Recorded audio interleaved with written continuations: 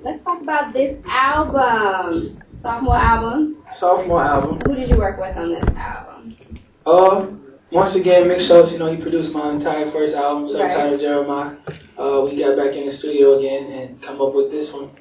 My first album, I self-titled it that because I feel like it was my introduction to the world. Right. People still were mispronouncing my name, so I wanted to make sure it was something you could get used to and have tangible to see. And it was the only voice you heard on it because I didn't have any features. So this new album, I reached out, with the label Def Jam. First single, I Like, featuring Ludacris. That was the up-tempo version, but the real version is slow, sexy. We like that one. And also 50 Cent, Down on Me is another joint. I think we're going for the second single off the album. It's something for the club. So I just wanted to show you all a range of what my voice can do with those two records. But the whole album, I wish we had it. Well, it's on its way now, so you'll be able to tell more than I can show. Well, said that backwards. Yeah. But here, more than you can tell. Yeah, you got it. But so this was titled All About You, and I dedicated, to all of my fans, all about you all.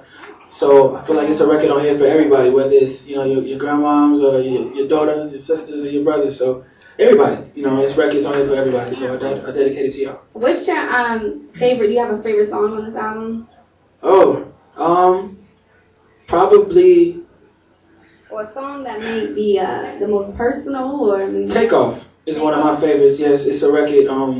I feel like it shows a lot of vocal growth for me, in which a lot of people are like, oh, you can't do this and that. I just feel like it's the first album I wrote intentionally for other artists. I didn't think I'd be the artist singing the records, but once they gave me the opportunity, L.A. Reid, like I said, I got signed to Def Jam last year, March of '09, and came out with my album in June. And so I think a lot of the records I was trying to place for other artists, because they were like, yo, that's where the money is. That's what all these broke artists, these people that's, really get paid as the writers. So I'm like, all right, for sure. So I started producing a lot, and I had just a gang of beats. And I was just tired of hearing my beats. I just wanted to start writing to them. So I began writing. So I was like a writer, producer, turned writer, turned rapper, turned singer. So a lot of you all, that's how I write. That's how I write. That's how I write. I feel like what you all heard, even I'm gonna start my second single was a rap. Initially, I just put a melody to it. That's kind of how I feel like my style of singing is. And I never said I can sing, Stevie out the water or anything. I ain't going for the best singer in the world. That's not what I'm going for. But definitely could hold a note, and I think as well as I feel like I can sing. Okay. So what are some of your other influences? I know you just mentioned Stevie Wonder and.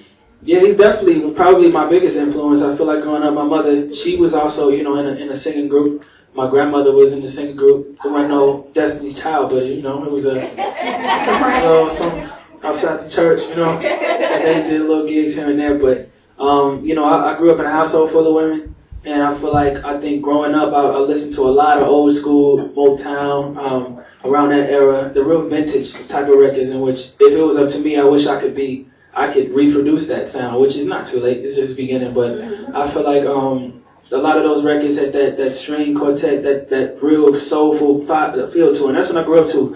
Sam Cooke, Marvin Gaye, Al Green, but mainly Stevie as a pianist, singer himself. So. Okay, so what do you want your music to sound like, or what do you want to be perceived as an artist for years to come? Like, I don't want Jeremih. What do we think about birthday sex? I like baby making music, or I don't want my music to sound like anybody's. Thank you for that. We need that one. I just feel like the records that most people hear that don't get my album are what you are going to perceive me as the I feel like my last album, in no way Birthday Sex defined it. Right. I feel like there was a lot of different type of records on that first album. I'm not an R&B dude. Like I always say, I make incredible R&B music, but that's just what I think as a black male singer. I'm just an R&B dude, but I don't feel like I'm that. I feel like I can make all types of records. I feel like I can make an up-tempo pop record for crossover stations. I can make something for the adult AC, urban AC, and also for just urban period. I feel like it's all types of records that I listen to, so that's the type of records I can make.